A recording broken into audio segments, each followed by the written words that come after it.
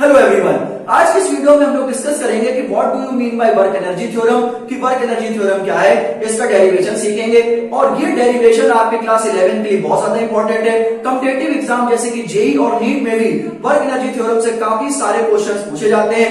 Work energy theorem को कैसे समझते हैं, वर्क एनर्जी थ्योरम है क्या और वर्क एनर्जी थ्योरम को हम कैसे डिराइव करेंगे, बहुत ही सिंपल स्टेप्स में आज मैं आपको इस वीडियो में वर्क एनर्जी थ्योरम करवाऊंगा। और ये वर्क एनर्जी थ्योरम आपकी क्लास 11 में तो पूछी जाती है, डेरिवेशन भी इसका कई बार पूछा जाता है।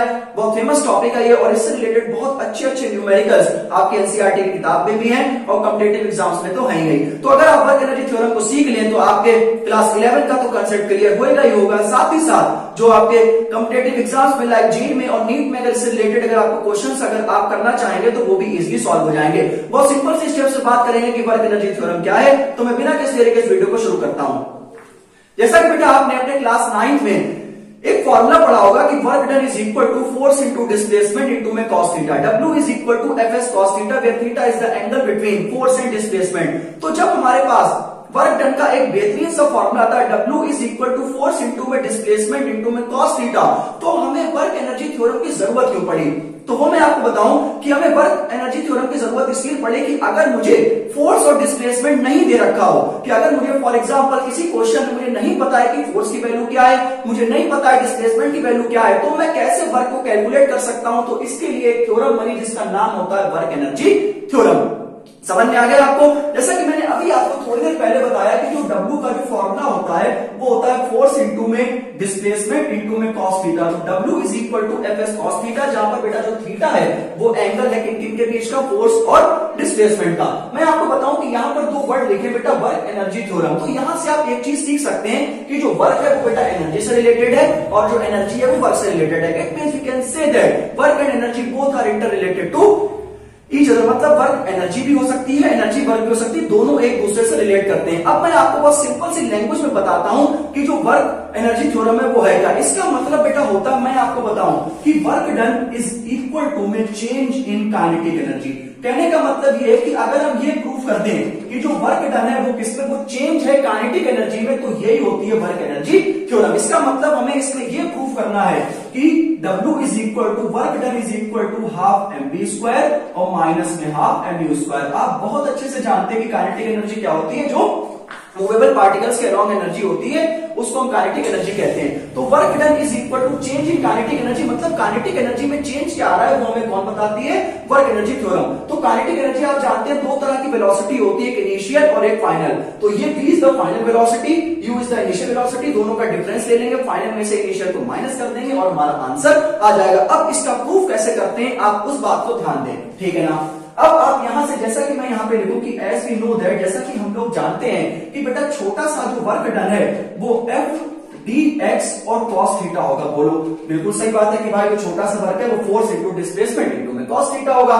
यहां पर हम थीटा की वैल्यू क्या लेंगे, 0 डिग्री लेंगे। ऐसा हम किस लिए कर रहे हैं, क्योंकि हम सपोज कर रहे हैं, क्योंकि हमें पॉजिटिव वैल्यू चाहिए। हम सपोज कर रहे हैं कि जो फोर्स और डिस्प्लेसमेंट है दोनों की जो डायरेक्शन है वो क्या है, सेम है। आपने पढ़ा होगा कि the direction of force and the direction of displacement both, मतलब फोर्स की और डिस्प्लेसमेंट की डायरेक्शन अगर सेम हो तो वर्क पॉजिटिव होता है। The direction of force and direction of displacement both are in same direction and we can say that the work will be positive. तो यहां पर हम थीटा की वैल्यू 0 लेंगे, तो यहां पर बेटा dw is equal to F dx और cos 0 क्या होता है, 1 होता है। तो वो मैं यहां पर बेटा नहीं लिख रहा हूं। अब आप जरा देखते रहना, कंसंट्रेशन से मेरी बात को सुनना, मैं वर्क एनर्जी थ्योरम बिल्कुल क्लियर कर दूंगा, ठीक है। तो यहां पर मैं नीले मार्कर का इस्तेमाल करता हूं, dw को मैं ऐसे ही लिखता हूं। जब हम पैदा हुए थे, मतलब जब आप 9th क्लास में थे, तो क्या आपने न्यूटन का सेकंड लॉ पढ़ा था कि फोर्स की वैल्यू होती है मास इनटू एक्सेलरेशन, और मैं dx को चुपके से लिख देता हूं। यहां पर आपको बताना नहीं है किसी को कि हमने यहां पर dx लिखा है। बड़े बड़ा सेइंग कि यहां पर आप लिख देंगे कि सिंस कि जो फोर्स होता है वो ma के बराबर होता है, the force acting on a body is always equal to the rate of change of momentum. ठीक है बेटा, आप जरा यहां पर आप देखें, मैं इस मास को ऐसे ही लिख देता हूं। मैंने इस मास को ऐसे लिख दिया क्या जो एक्सेलरेशन होता है, जैसे पैदा हुए थे क्लास 9 में थे, क्या एक्सेलरेशन हमें बताता है कि वेलोसिटी में चेंज अपॉन में समय में चेंज। बताओ क्या डीवी अपॉन डीटी मतलब change in velocity with respect to time क्या होता है, एक्सेलरेशन। और यहां पे मैं लिख देता हूं डी इंटू डीएक्स बेटा, ठीक है ना। तो यहां पर मैंने एम लिखा है एक्सेलरेशन को डीवी अपॉन डीटी और यहाँ पे डीएक्स। अब मैं यहां पर आता हूं ताकि आपको थोड़ा सा प्रॉपर दिखाई दे सके। तो यहां पर बेटा देखो डी डब्ल्यू मैंने इसको बेटा ऐसे लिख दिया है। क्या मैं एम को ऐसे ही लिखूंगा, मैं डीवी को ऐसे ही लिखूंगा, ठीक है ना। मैं एम को ऐसे ही लिखूंगा, मैं डीवी को ऐसे लिखूंगा, मैं डीएक्स अपॉन डीटी लिखूंगा। ऐसे मैथ है तो मैथ तुम अपने हिसाब से चला सकते हैं, मतलब जब तक हमें जरूरत है जिस प्रकार से हम टर्म्स को लिखना चाहते हैं मैं इसको उस प्रकार से लिख सकता हूं, ठीक है। क्या एम मेरे पास है, क्या देखो डीएक्स अपॉन डीटी क्या मैं साथ में लिख सकता हूं। अब आपको थोड़ा थोड़ा दिखाई देने लगा होगा कि डी डब्ल्यू इज इक्वल टू में एम, यहां पर बेटा मैं डीवी लिख देता हूं। और बताओ जरा बेटा कि dx upon dt change in displacement with respect to time क्या होता है, वेलोसिटी होता है। सही है ना, समझ में आ गया। तो डी डब्ल्यू इज इक्वल टू में आ जाएगा बेटा m v dv, equation number हो जाएगी पहली। सही है ना। देखो अब आप इतना सीख चुके हैं, जब आप वर्क एनर्जी थ्योरम को सीख रहे हैं कि हम टोटल वर्क डन नहीं निकाल सकते, तो इसके लिए मुझे छोटा सा वर्क डन निकालना पड़ेगा, जिसके लिए मैंने निकाल दिया डी डब्ल्यू is equal to mv dv. अब मुझे टोटल वर्क डन चाहिए, मैं इसको इंटीग्रेट कर दूंगा। तो यहां पर मैं लिखूंगा इंटीग्रेटिंग बोथ साइड्स। अगर हम इंटीग्रेट कर दें तो हमें क्या प्राप्त होगा मैं आपको बता देता हूं। अगर मैं यहां पर इंटीग्रेट करूंगा तो डी डब्ल्यू का इंटीग्रेशन हो जाएगा, क्योंकि मास रिमेन कांस्टेंट होता है, मास कभी वेरी नहीं करता है, और जो चीज कांस्टेंट होती है वो इंटीग्रेशन के बाहर आ जाती है, वी और डीवी। बेटा सही है ना, बोलो क्लियर है। यहां पर हम वेलोसिटी है, वेलोसिटी दो तरह की होती है। कौन कौन सी velocity, initial velocity, final velocity. This is lower limit, this is upper limit. तो यहाँ पे यू और वी, बस थोड़ी देर आप बस थोड़ा सा बस आप नमकीन या चाय पीते पीते आप एक वीडियो देख लो, आपको एक शब्द लिखने की जरूरत नहीं, मैं आपके पूरे दिमाग में इस थ्योरम को तैरा दूंगा, इसका वादा है मेरा, ठीक है। क्या डी डब्ल्यू का इंटीग्रेशन क्या होता है, डब्ल्यू होता है। अब यहां पर बेटा एक बात मेरे समझ में आती है कि अगर आपको इंटीग्रेशन और डिफरेंशिएशन में कोई सी भी प्रॉब्लम है, अगर आपसे क्लास 11 में इंटीग्रेशन और डिफरेंशिएशन फिजिक्स में आप नहीं सॉल्व कर पाते हैं, तो इसके लिए मैंने बहुत बेहतरीन दो वीडियो बना रखी हैं, इंटीग्रेशन की और डिफरेंशिएशन की। मैं उन दोनों वीडियोस का लिंक आपको डिस्क्रिप्शन बॉक्स में दूंगा, मजा आ जाएगा। उन दोनों वीडियोस को देखते ही आपका इंटीग्रेशन और डिफरेंशिएशन क्लियर हो जाएगा। अब मैं जल्दी से इसको प्रूव कर देता हूं। तो बेटा आप देखो कि आपने एक बहुत फेमस सा फॉर्मूला पढ़ा होगा कि x की पावर n dx का फॉर्मूला होता है बेटा x raise to the power n plus 1 upon n plus 1। हमें नहीं याद करना है x raise to the power n plus 1 upon n plus 1, ठीक है। तो यहाँ पर पावर 1 है ना, पावर में 1 जोड़ दो अपॉन में 1 प्लस 1। तो पावर में अगर 1 जोड़ोगे 1 प्लस 1 और उसी को नीचे जोड़ दो 1 प्लस 1, बोलो बेटा, ठीक है। मत याद करो कि x की power n dx equal to x की power n plus 1 upon n plus 1। तो आप क्या करो, पावर में 1 जोड़ दो अपॉन में 1 प्लस 1 कर दो, ठीक है ना। तो यहाँ पर v 1 plus 1 upon 1 plus 1 simple सा फॉर्मूला, तरीके होते हैं, जुगाड़ होती है, आप उसको याद कर सकते हैं कि पावर में यहाँ पर 1 प्लस 1 कर दो और यहाँ पर नीचे भी 1 प्लस 1 कर दो, ठीक है ना। मैं यहाँ पर से ऐसे लिखता हूँ w इज इक्वल टू, यहाँ पर बेटा हो जाएगा v स्क्वायर, देखो 1 प्लस 1 2 अपॉन 1 प्लस 1 2, यहाँ पर हो जाएगा बेटा u, यहाँ पर हो जाएगा v। अब आप सीधा सीधा लिमिट लगा दीजिए, आपको अपने आप दिखाई दे जाएगा। तो w इज इक्वल टू में m। अब हम लिमिट को कैसे लगाएंगे, पहले v की जगह v रखें, तो यहां पर तो बेटा हो जाएगा v स्क्वायर अपॉन 2, माइनस का साइन है, लिमिट तो अप्लाई करनी आती होगी कि अपर लिमिट में से लोअर लिमिट माइनस कर दो। पहले मैंने v की जगह v रखा तो v आ गया, अब मैं v की जगह पर u रखूंगा, ठीक है ना। अब v की जगह मैं u रखूंगा तो यहां पर बेटा आ जाएगा u स्क्वायर अपॉन में 2 आ जाएगा, बोलो सही है ना। तो w इज इक्वल टू में बेटा m।